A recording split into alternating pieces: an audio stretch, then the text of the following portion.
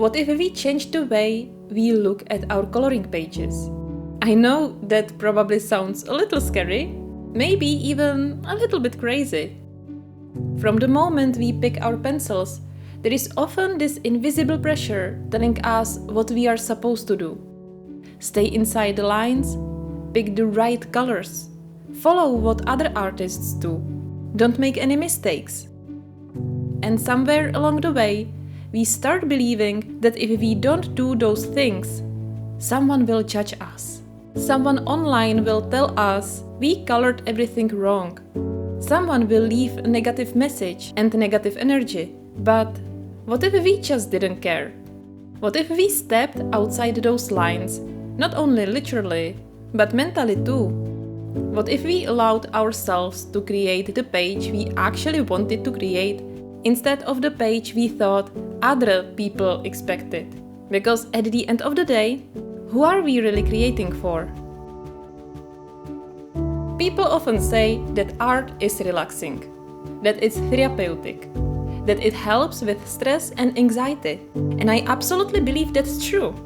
But this changes when we become so focused on making everything perfect, when every decision becomes the question: what if people don't like this? What if this color combination looks weird?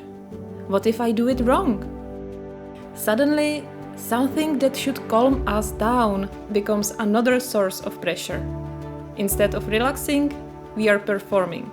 Instead of creating, we are trying to impress.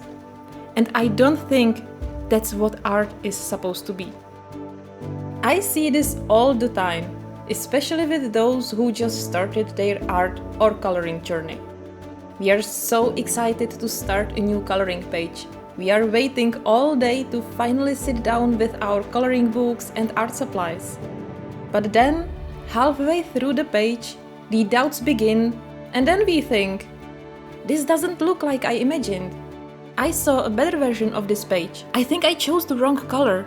I shouldn't risk anymore. I will do what everyone else is doing.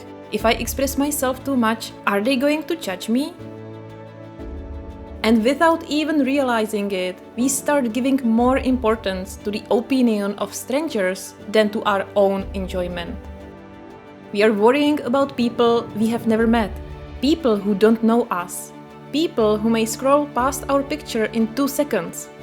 And somehow their opinion becomes more important than our own happiness while creating. Sharing your artwork online doesn't mean you created that for other people. However, I used to think that too, and it put so much pressure on me. Now, I try to create for myself first. When I am free to experiment, I usually create better art. Of course, I still mess pages up, but I often share them anyway, because that's me too, the good and the bad. I create because I enjoy the process, and often it makes me feel really proud of myself. Coloring or painting allows me to disappear into another world. It lets me to experiment, tell a story, or express what I feel. And sometimes it simply lets my mind to become quiet for hours. I remember when I used to spend hours trying to make every decision perfect. The perfect page, the perfect colors, the perfect lighting, perfect technique. I thought if I just worked hard enough, if I made every single decision perfectly, then everyone would love it. But you know what happened? People still didn't. Even when I thought I had done everything right, there were still negative comments. There were still people who didn't like it. And that's when I realized something really important. You can do everything right, and someone will still dislike your work. We all have different tastes. The colors I love may be your least favorite.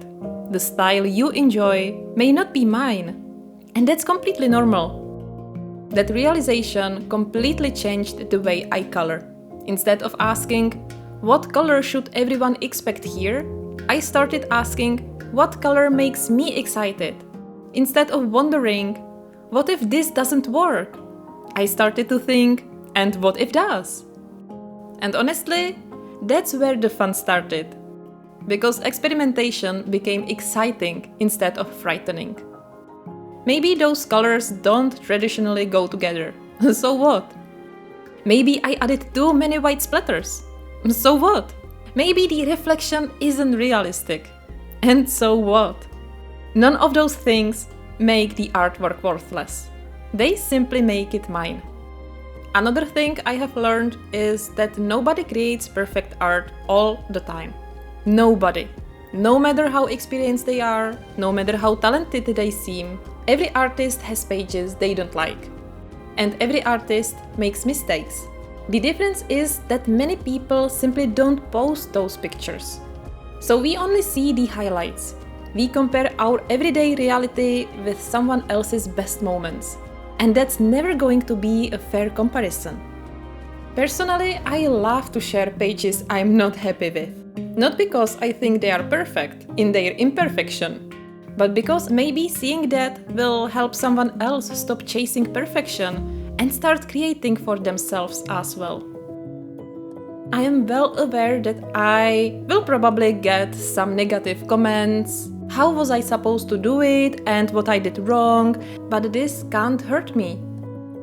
Just because I did a mistake doesn't mean that I don't know about it. But maybe I tried something for the first time. Or maybe I just had a bad artistic day.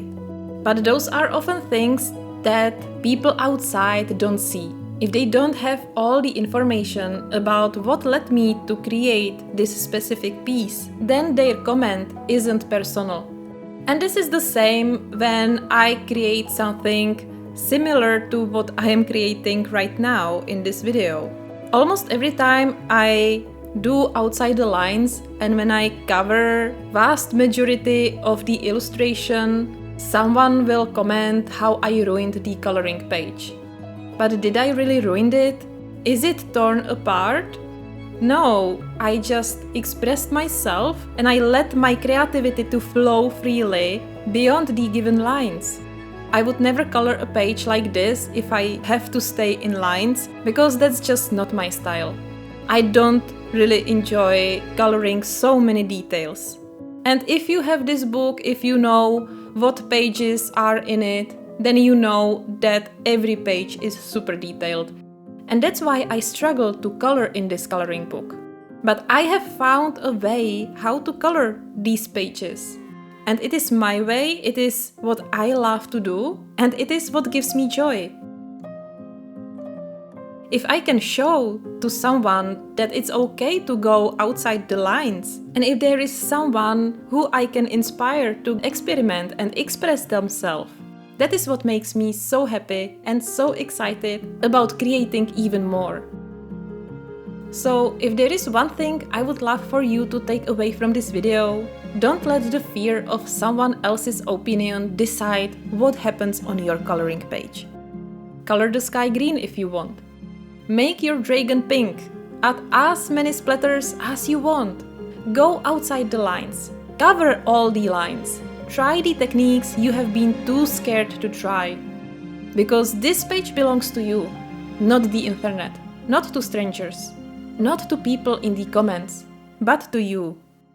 And maybe it won't turn out exactly the way you imagined. That's okay, because there is the next page waiting for you to try something on it.